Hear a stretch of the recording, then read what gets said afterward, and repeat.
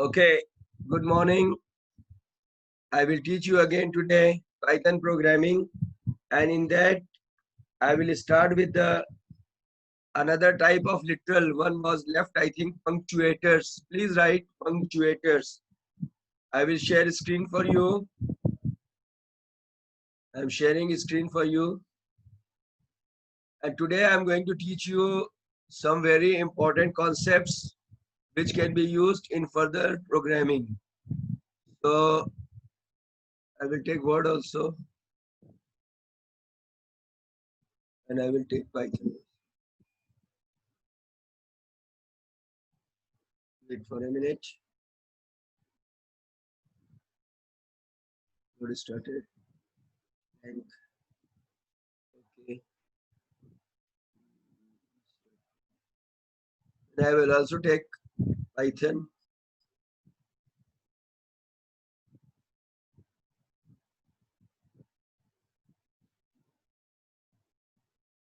And 3.4, 3.8 is giving some problems.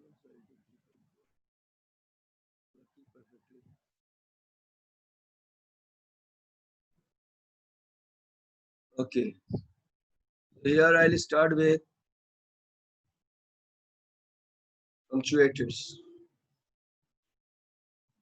Please note down the concepts. Okay. Write it. Punctuators are the symbols. Punctuators are the symbols that are used in programming. Punctuators are the symbol that are used in programming languages to organize programming sentences.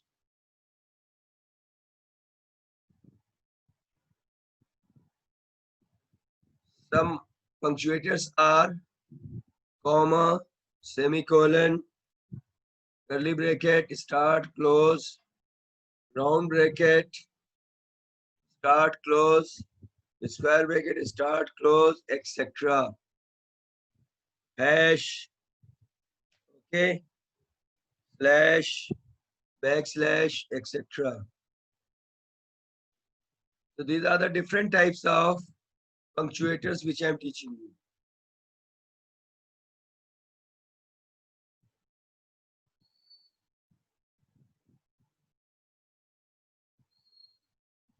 Okay, these are the different types of punctuators I am teaching you. Equal dot is there. These are the different types of punctuators which I am using. इनका एक role होता है programming में और वो अपना role पूरा करते हैं. Got it? Punctuators. Now we'll come to the next point. मैं सिलेबस एक्चुअली कंप्लीट करना चाह रहा हूँ. वो जो पॉइंट्स बीच बीच में रह गए हैं उनको कंप्लीट करके आगे बढ़ना है अपने को. Next point is your type casting. You right type casting. Type casting. कोई पॉइंट छूट नहीं जाए उसको पढ़ाना जरूरी. Type casting. Right definition.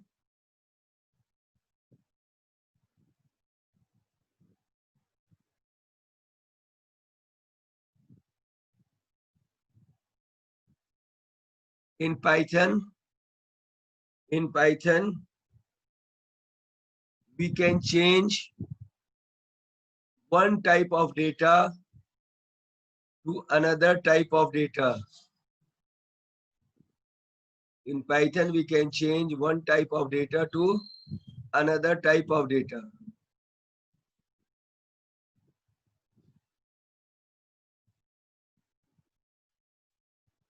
Typecasting can be of two types. Number one, implicit IM. I'm teaching you typecasting. This is the concept name, typecasting. First one is implicit. Implicit typecasting, and second is explicit typecasting. In implicit typecasting, in implicit typecasting, या ऐसे लिखो, implicit typecasting occurs or take place automatically. Implicit typecasting take place automatically in Python, whereas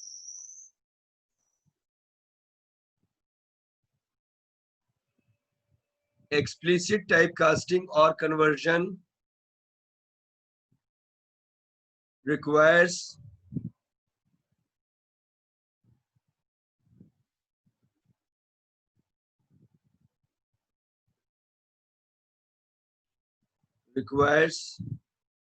a typecast operator, a type or typecast operator such as int, such as int, float, boolean, etc. etc.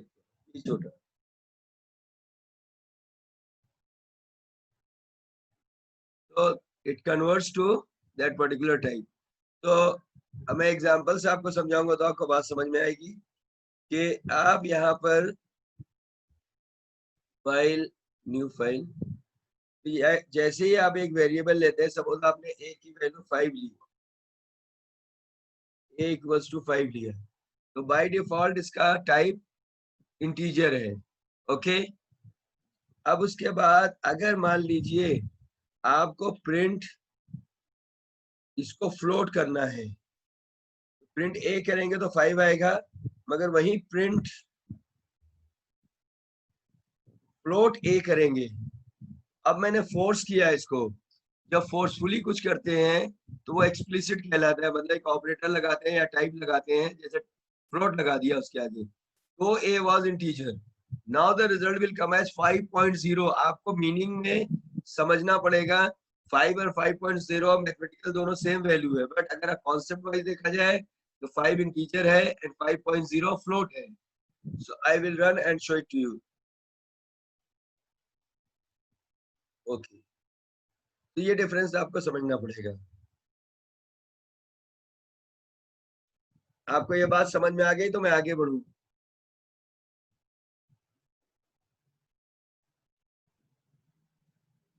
Good. Anuj, you can put your audio on also sometime and ask, उसके लिए कोई मना नहीं है। Okay, good. So we'll come to the next point. We are coming to the next point. One more example I'll take. Suppose I'm taking a is equals to 5 and b is equals to 2, and then I'm taking here c is equals to a by b, and then print c,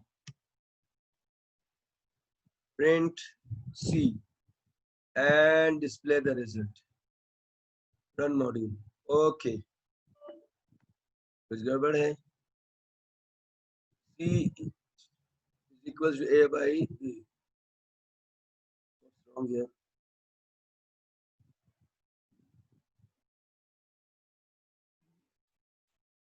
Okay, this round bracket is missing. Run module. Okay, so 2.5 result आया. I don't want 0.5 result. So what I will do here, I will simply write intc. तो एक example दोनों ले लेते हैं, इसको भी ले लेते हैं और नीचे वाला एक प्रिंट, तो बात समझ में आ जाएगी। int देखो दोनों में c प्रिंट हुआ है, बट एक में int लिखा है, तो so the result will be integer, that is 0.5 will remove from there, will not, it will not display. तो 5.0 आ गया, 2.5 नो 2 आ गया, तो ये सारे कहलाते हैं टाइप कास्टिंग। क्लियर है? Show your thumbs up, so I will go to the next point. Okay, okay, so I will was teaching you, कुछ चीजें बीच में छूट रही थी बेटा, तो वो मुझे कंप्लीट भी करनी पड़ती है। अब मैं पढ़ा रहा था आपको फंक्शंस रैंडम, तो रैंडम को अब मैं फिर से पढ़ाऊंगा, उसमें रैंड रेंज पढ़ाया था. Now today I will teach you one more function, that is rand int function. Okay, I will teach you rand int. लिख देता हूँ ताकि आपको समझ में आ जाए. rand int. अब जब भी रैंडम फंक्शन यूज करते हो तो आपको पता है ना उसके आगे क्या लिखना पड़ता है, रैंडम. आज मैं ये प्रोग्रामिंग कराऊंगा तो यू विल रियली एंजॉय. यहाँ यार ये प्रोग्रामिंग में मजा आएगा. अभी आप कॉन्सेप्ट बिल्ड कर रहे हैं, जब पूरा कॉन्सेप्ट बिल्ड हो जाता है बेटा तभी प्रोग्रामिंग आती है. आप देखते हो मैं कभी भी कुछ भी प्रोग्राम लिख सकता हूँ, तो इसका मतलब ये है कि मेरे पीछे के कॉन्सेप्ट बहुत डेवलप्ड है. तो रैंड int इंपोर्ट रैंडम करेंगे, वो भी ध्यान रखना. तो जैसा कि रैंड रेंज था वैसे ही ये भी है, लिख लीजिए. It returns a random integer n. It returns a random integer n in the range a to b, in the range a to b, both range inclusive, both range inclusive, both range inclusive. Okay, I'll give you example now. Both range inclusive, दोनों inclusive होंगे, मतलब जुड़ी साथ में ली जाएंगी. अब आपको मैं एक एग्जांपल से समझाने की कोशिश कर रहा हूं, समझो इसको. Import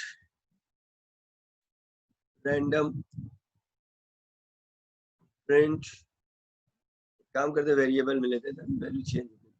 r is equals to random dot rand int 1,2, ज्यादा नहीं लेता हूँ. प्रिंट r रन, मिनिमाइज करते हैं, रन करते हैं ऐसे. See the effect of it. रैंडो हो गया है, स्पेलिंग ये गलत लिख दी, रैंडम. की एरर आपको ढूंढना आना चाहिए. Run. Okay, 2 has come. Okay, तो 1 and 2 के बीच में रिजल्ट आएगा. Run. 1 has come, so it will give you result between. Now आप एक बार रैंड रेंज करके देखिए. Run it, run module. Okay, then I will take again. आप देख रहे हो 1 आ रहा है. अब इसमें मैं एक लूप लगाता हूँ ताकि जल्दी से, और आई रेंज 1, 20, ताकि पता चले कि 20 टाइम ये प्रिंट हुआ.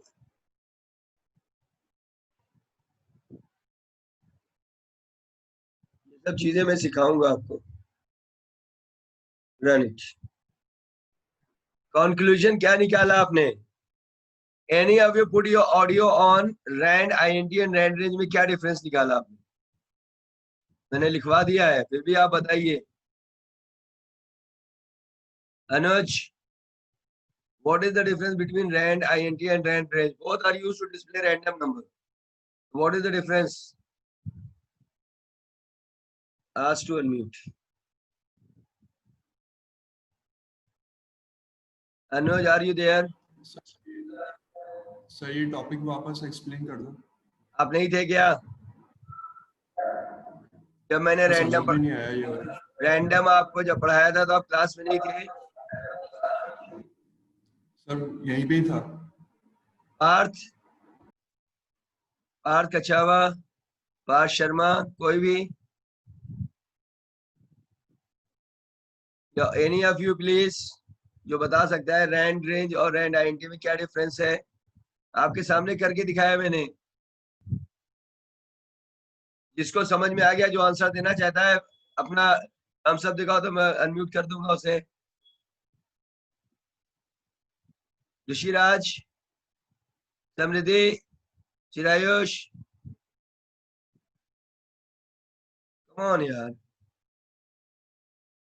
नोएल, निश्चल, बेटा रैंड रेंज जो है वो इनिशियल टू फाइनल वैल्यू में फाइनल वैल्यू डिस्प्ले नहीं कर रहा है, जबकि आईएनटी क्या कर रहा है? इनिशियल और फाइनल दोनों वैल्यू प्रिंट कर रहा है। इसमें देखिए 1 1 1 ही रिजल्ट रह गया, जबकि उसमें रैंड आईएनटी कर देंगे तो क्या होगा? तो रैंड आईएनटी अब मैं कर रहा हूँ, ध्यान देना। रन मॉड्यूल, ओके, सीधे रिजल्ट 2 1 1 2 1 2 आ रहा है, उसमें सिर्फ 1 आ रहा था। क्लियर हुआ या नहीं हुआ? बात समझ में आई? Please show your thumbs up. Kartikeya को समझ में आ गई, पार्थ को भी आई। Anuj, random function is use to generate random numbers. अब इसमें रैंड रेंज भी है, रैंड एंटी भी, और एक खाली रैंडम भी है। रैंडम 0 और 1 के बीच में कोई भी नंबर, इनफाइनाइट नंबर कुछ भी करता है। रैंड रेंज और rand INT integer number display करते हैं। क्लियर है? Random floating point number 0 to 1 के बीच में करते हैं। इसमें एक बाद में मैं यूनिफॉर्म भी पढ़ाऊंगा, आपके पता नहीं पार्ट में है या नहीं, 12th में यूनिफॉर्म भी था। एक यूनिफॉर्म है जो कि फ्लोटिंग पॉइंट का, जैसे 1 to 5 floating point number display करेगा। तो बेटर है कि अभी आप इतना रखिए, ज्यादा कंफ्यूज मत होइए। सबको समझ में आ गया? रैंडम 0 और 1 के बीच में, 0 1 इंक्लूडिंग सारे फ्लोटिंग पॉइंट नंबर डिस्प्ले करेगा। रैंड रेंज 0 से जो लिमिट है वहां तक जाएगा, मगर लास्ट नंबर को डिस्प्ले नहीं करेगा। रैंड रेंज के साथ हम स्टेप भी ले सकते हैं। रैंड आईएनटी के साथ इनिशियल टू फाइनल वैल्यू तो जाएगा, और फाइनल वैल्यू भी इंक्लूसिव होगा, लिया जाएगा। Is it clear to you? Last time show your thumbs up, so I'll go to the next topic. Good. So I will consider that ये for loop मैंने पढ़ाया नहीं है, इसलिए आप इसको भूल जाओ। ये फॉर का कुछ अभी नहीं, सिर्फ फॉर होता है नंबर ऑफ टाइम एग्जीक्यूशंस के लिए, कि 10 बार 20 बार, तो बार बार लिखना ना पड़े या बार बार रन नहीं करना पड़े, एक साथ कर सकते हैं। अभी मैं आगे टॉपिक वही स्टार्ट करने वाला हूँ। तो now I will start the next topic, and the topic name is, all of you right. आपने जो टॉपिक एज पर बुक किया है, मैं बुक तो वैसे पढ़ाता नहीं हूँ, बुक में से मजबूरी मुझे सिलेबस देखना पड़ता है। मैंने जो टॉपिक्स कवर किए हैं आप उसे नोट कर लो, तो मैंने कितने सारे टॉपिक कवर किए हैं, प्लीज नोट डाउन दैट। मैंने जो टॉपिक कवर किया है उस टॉपिक का नाम है, please note it down from your book. Book से कोई मतलब, getting started with Python chapter number 6। Sumita Arora book आपको लेना चाहे तो ले सकता है, धनपत राय पब्लिकेशन की है। Dhanpat Rai, Sumita Arora, computer science with Python, ठीक है। चैप्टर 6, चैप्टर 7, चैप्टर 6 के बाद मैंने चैप्टर 7 स्टार्ट किया।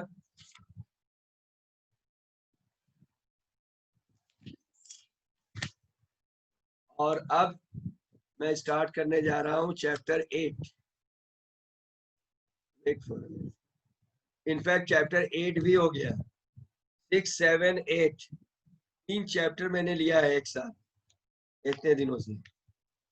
6 7 8 एंड नाउ चैप्टर 8 मैं सोच रहा हूँ कि कंप्लीट कर दूं, फिर नेक्स्ट क्लास में I will teach you about the looping statements and conditional statements. तो लेट मी फिनिश चैप्टर 8।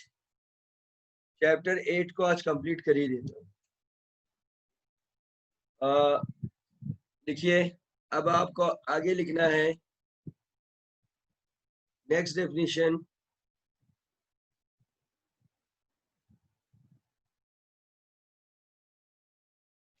कुछ फंक्शन अगर नहीं हुए होंगे तो टेंशन मत लेना, नॉर्मल स्कूल खुलने पे सब चीज डिफाइन हो जाएगी। अब लिखिए using static modules.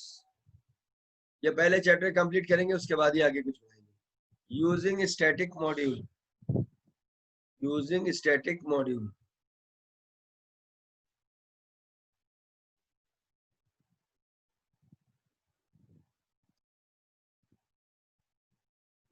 Static module.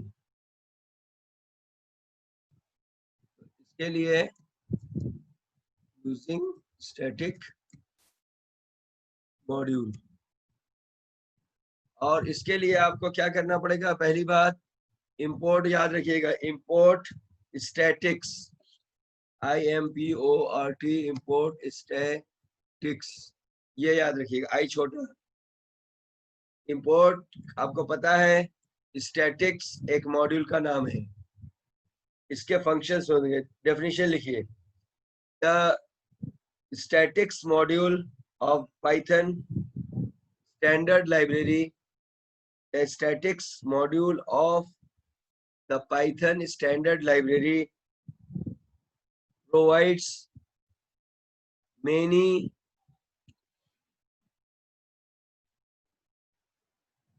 statistics functions such as mean,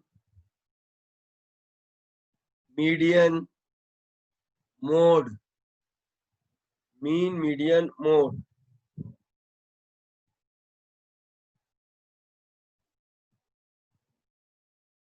Mean, median, mode. Now you write mean, it returns, जैसा कि रैंडम के आगे, सबके आगे रैंडम लगा था, इसके आगे स्टैटिक, स्टैटिस्टिक्स है, आप पूरा ही लिखना, इंपोर्ट स्टैटिक्स नहीं लिखना पड़ेगा, बल्कि स्टैटिस्टिक्स ही लिखना पड़ेगा।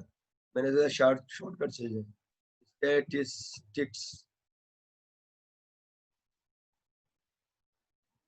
dot me, statistics dot me. Okay, it returns the average value, it returns the average value of set of data or a sequence of set of data or sequence. Next, statistics dot median, देखिए, it returns the middle value, it returns the median value, it returns the middle value of set sequence of data value.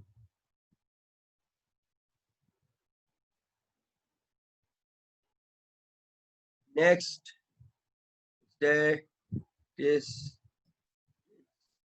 dot mode, it returns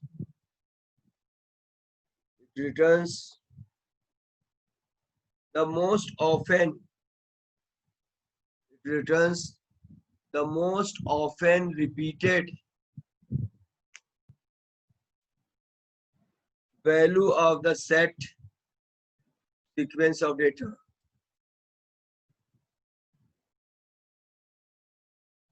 Set or sequence of data, slash लगा देना, set slash sequence of data.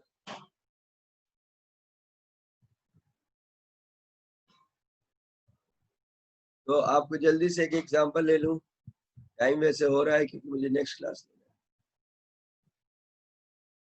है। Live class में problem यही होती है, आपको import, अब आप यहाँ पे क्या करेंगे, स्टैटिस्टिक्स, और सीक्वेंस ऑफ डेटा लेने के लिए मैं आपको एक तरीका बताऊं, इसकी भी डिटेल बाद में पढ़ाएंगे। A is equals to square bracket 4 5 6 7 4 8 4, ठीक है, and then I am writing here print ये sequence of set of data है, स्क्वायर ब्रैकेट में मैंने लिखा है, actually it is known as a list. अब लिस्ट मैंने पढ़ाया नहीं है, बस अब इतना याद रखना कि आपने सीक्वेंस ऑफ डेटा देना है, बहुत सारे डेटा, एक वेरिएबल, जैसे हम एक वैल्यू दे रहे थे 5 10 4 ऐसे दे रहे थे ना, अब बहुत सारी वैल्यू देनी है, स्क्वायर ब्रैकेट में बहुत सारी वैल्यू कॉमा लगा के you can write it. This is actually a list. List I will explain you in detail. कम से कम बहुत सारी क्लास है, 8-10 क्लासेस चाहिए समझाने के लिए. तो लिस्ट अभी आप बस इतना समझिए कि it's a sequence of data from some values, a group of data, square bracket में लिखा है each data is separated by comma. That's it.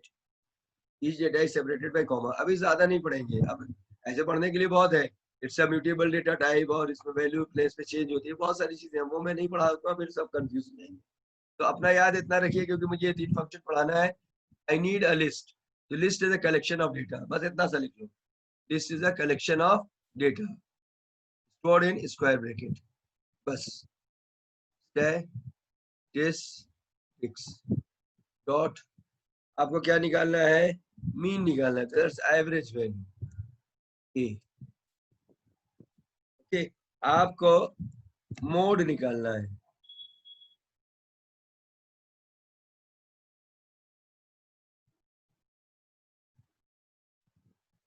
आपको क्या निकालना है? Median.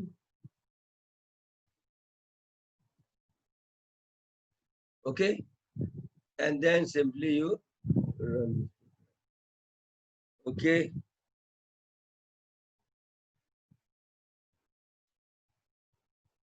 Run mode. Okay. Now see the result. ये क्या आया? Average value. ये एवरेज वैल्यू आई इन सब का. आप इनको सम करके divided by number of items करेंगे. That's your mean value. Mean सबको पता है ना? Please show thumbs up. Mean पता है ना सबको? एवरेज वैल्यू जितने भी आइटम्स है उनको सम करो and divided by total. That's it. Mode पता है? मोड क्या होता है? जो सबसे ज्यादा ऑफनली रिपीट होती है. That is 4. इसमें 3 बार रिपीट हुआ है, इसके 4 आया. That is known as mode. Okay. And third one is median. Median जो वैल्यू मिडिल में होनी चाहिए थी ना, क्या होना चाहिए था? Median value. मीडियन वैल्यू क्या होती है? Median is it return the middle value. Okay. so 1 2 3 I will run it again.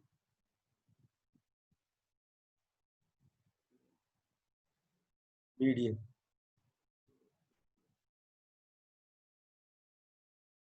I'll explain कि 5 क्यों आया है. आप ध्यान दीजिए, इसमें कितने वैल्यूज हैं?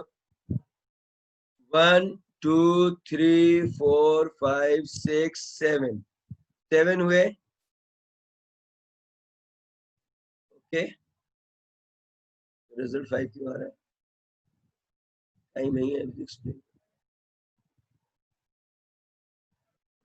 Is showing 5.